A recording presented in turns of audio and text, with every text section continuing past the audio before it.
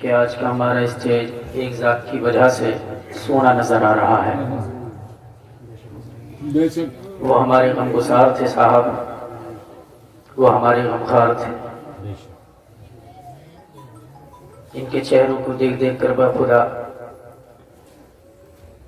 دلوں کو سکون ملتا ہے. ان میں سے ایک چہرہ ہماری نظروں سے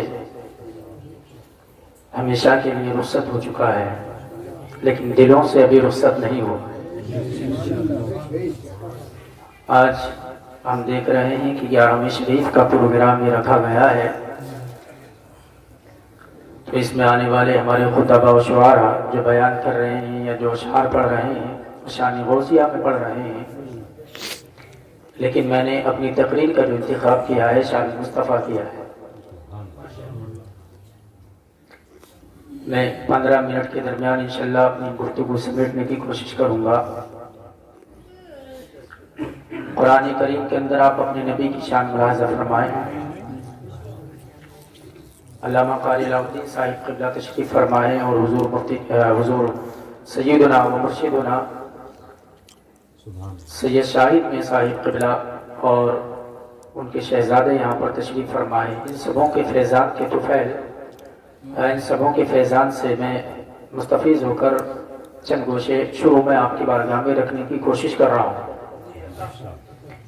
قرآن کریم کے اندر اطاعت کا لفظ کتنی جگہ پر آیا ہے؟ 38 جگہ پر. کتنی جگہ پر آیا ہے؟ 38 جگہ پر اطاعت. اس سے جو مشتقات ہیں یہ سب جو ہے 38 جگہ پر آیا ہے. اللہ تعالیٰ اور اس کے رسول کی اطاعت کرنے کا جہاں پر حکم آیا ہے، جہاں پر ذکر آیا ہے، آپ غور کریں گے ان میں سے 20 مقامات ایسے ہیں جہاں پر اللہ تعالیٰ نے اپنا اور اپنے رسول دونوں کی اطاعت کا ذکر کیا ہے. سمجھ میں آ رہی ہے آپ کے بات؟ 20 مقامات ایسے ہیں جہاں پر اللہ تعالیٰ نے اپنا اور اپنے رسول دونوں کی اطاعت کا ذکر کیا ہے. بچے کتنے؟ 18 مقامات رہ گئے ہیں. تو 20 مقامات میں اللہ نے اپنے اور اپنے رسول دونوں کی اطاعت کا ذکر کیا ہے، اور 18 آیتوں میں اللہ تعالیٰ نے صرف پیغمبر اسلام کی اطاعت کا ذکر کیا. جس کو یہ ہم نے کہہ رہے ہیں قرآن محترم، میری ذمہ داری ہے آپ کو بتا دینا. جس کو کھجلی ہو وہ خود جا کر کے دیکھ لے، وہ تحقیق کرے. میں الحمدللہ حضور سے یہ شاہد اللہ میں غالباً گواہ ہیں، میں الحمدللہ روزانہ میری 7.5 گھنٹے کی اسٹڈی رہتی ہے. 7.5 گھنٹے میرا مطالعہ رہتا ہے. تو آپ دیکھیں اللہ تعالیٰ نے کتنی جگہوں پر 38 جگہ پر اطاعت کا ذکر استعمال ہوا ہے. ان میں سے 20 مقامات پر اللہ نے اپنے اور اپنے رسول دونوں کی اطاعت کا ذکر کیا. 18 مقامات پر اللہ تعالیٰ نے اپنے محبوب کی اطاعت کا ذکر کیا. حضرات تو یہ شان ہے، وقت کی قلت دامن گیر نہیں بلکہ گردن گیر ہے. اس لیے میں اپنی گفتگو کو آگے بڑھانے کی کوشش کر رہا ہوں. ذرا محبت سے بولیے سبحان اللہ. حدیث پاک نازل فرمائیں. علامہ قاری علاؤالدین صاحب بخاری شریف کا درس دیتے ہیں، یہ بخاری کی ہی روایت ہے. عن الزهري قال اخبرني انس بن مالك الانصاري وكان تبع النبي صلى الله تعالى عليه وسلم وقدمه وصحبه ان ابا بكر كان يصلي لهم في وجه النبي صلى الله تعالى عليه وسلم الذي توفي فيه حتى اذا كان يوم الاثنين وهم في صفوف الصلاه فكشف النبي صلى الله تعالى عليه وسلم ستر الحجرة ينظر إلينا وهو قائم كأن وجهه ورقة مصحف ثم تبسم يضحك فهممنا أن نقتدين من الفرح برؤية النبي صلى الله تعالى عليه وسلم فنكس أبو بكر على عقبيه ليصل الصف وظن أن النبي صلى الله تعالى عليه وسلم خارج إلى الصلاة فاشار الینا النبی صلی اللہ تعالی علیہ وسلم ان اتموا صلاتکم وارخوا الستر الی آخر الحدیث. محبت سے بولے سبحان اللہ. مشکات شریف صفحہ نمبر 515 حدیث نمبر 5774. ان ابی ذر الغفاری قال قلت يا رسول الله صلى الله تعالى عليه وسلم كيف علمت أنك نبي حتى استيقظت؟ فقال يا أبا ذر آتاني ملكان وأنا ببعض بطحاء مكة فبقى أحدهما على الأرض وكان الآخر بين السماء والأرض فقال أحدهما لصاحبه أهو قال نعم قال فزنه برجل فوزنت به فوزنته ثم قال زنه ب10 فوزنت بهم فرجحتهم ثم قال زنه ب100 فوزنت بهم فرجحتهم كأني أنظر إليهم ينتصرون علي من خفة الميزان فقال أحدهما لصاحبه لو وزنته بأمته لرجحها محبت سے کہیں سبحان اللہ. یہ دو حدیث سے ہو گئی. حدیثوں کا ترجمہ ملاحظہ کرنے سے پہلے دیکھیں آپ مصطفیٰ کی شان بھی دیکھیں اور اخلاق کا ایک خدمت خلق کا جذبہ بھی ملاحظہ فرماتے ہوئے چلیں آپ. میں چاہتا ہوں یہ اور ہمارے تمام علماء یہ چاہتے ہیں آج دنیا کو پیغمبر اسلام کی ذات سے روشناس کرانے کی ضرورت ہے. اگر دنیا پیغمبر اسلام کو سمجھ گئی تو جو لوگ ہمارے نبی کی طرف انگشت نمائی کرتے ہیں, جو لوگ ہمارے پیغمبر کی طرف انگلیاں اٹھاتے ہیں, اللہ رب العزت کی قسم وہ ہمارے نبی کے خلاف کبھی بھی زبانیں نہیں نکالیں گے. آپ ذرا دیکھیے گا حدیث کا ترجمہ ملاحظہ کرنے سے پہلے ایک واقعہ آپ کی سماعت کی دہلیز پر رکھنے کی کوشش کر رہا ہوں. ایک بچہ ہے, اس کی باپ کا انتقال ہو گیا, انتہائی غریب بچہ ہے. آپ غور کریں گے ماں ہے اور بیٹا ہے, دونوں رہ رہے ہیں گھر میں اور یہ انتہائی غریب ہیں. لوگوں اتنے غریب ہیں کہ ماں کی سر کی اور نہیں خراب ہونے لگی. اس واقعے کو دل کی تختی پر لکھ لینا لوگوں اور خدمت خلق کا جذبہ بھی ملاحظہ فرمانا. اور سبحان اللہ یہ وہ عظیم چہرے ہیں لوگوں, یہ وہ ایسے چہرے ہیں لوگوں جس پیغمبر نے دنیا کو اخلاقیات کا پیغام دیا ہو, یہ اسی پیغمبر کی اولاد ہے. سبحان اللہ ان کے بھی اخلاق وہی ہے, پیغمبر اسلام کے بھی اخلاق وہی ہے. آپ ذرا دیکھیے گا اس بچے کی ماں کی سر کی جو اوڑھنی ہے, یہاں پر جو ہماری ماں اور بہنیں ہیں ان کے لیے بھی یہ خصوصی اس کے اندر ایک پیغام آئے گا. اس ماں کے جو سر کی اوڑھنی تھی وہ خراب ہونے لگی. لوگوں اس ماں کے سر کی اوڑھنی خراب ہونے لگی.